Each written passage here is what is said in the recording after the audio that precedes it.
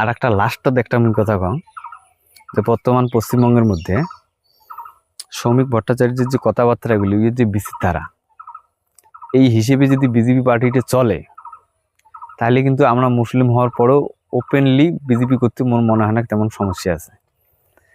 এবারে যে সৌমিকের কথাবার্তা হিসেবে চলবে এটি একটু কনফিউশন হয়।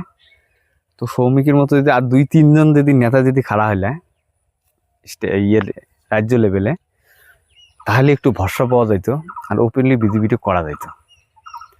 কিন্তু একলা এর পক্ষে পজিটিভ সাইটিফিক এমন অজস্র লোক যেগুলো দেখি মনে হয় যে না বিজেপি করা তো আমার পক্ষে সম্ভবই না। তো যাই হোক, আগামী দিনে দেখা যাক কিভাবে চলায়।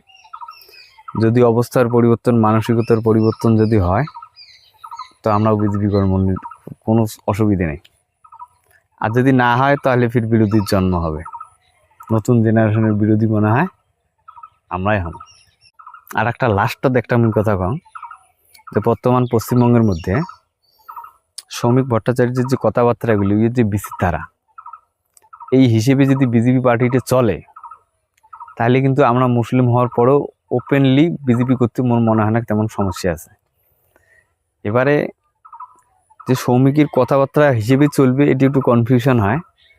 তো সৌমিকের মতো যদি আর 2-3 জন যদি নেতা যদি খাড়া হলে ইয়ের রাজ্য লেভেলে তাহলে একটু ভরসা পাওয়া যেত আর ওপেনলি বিজেপিটা করা যেত।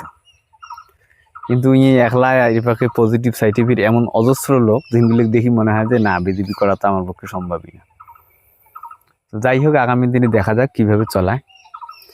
যদি অবস্থার পরিবর্তন, মানসিকতার পরিবর্তন যদি হয় তো আমরাও বিজেপি করার মনে কোনো অসুবিধে নেই।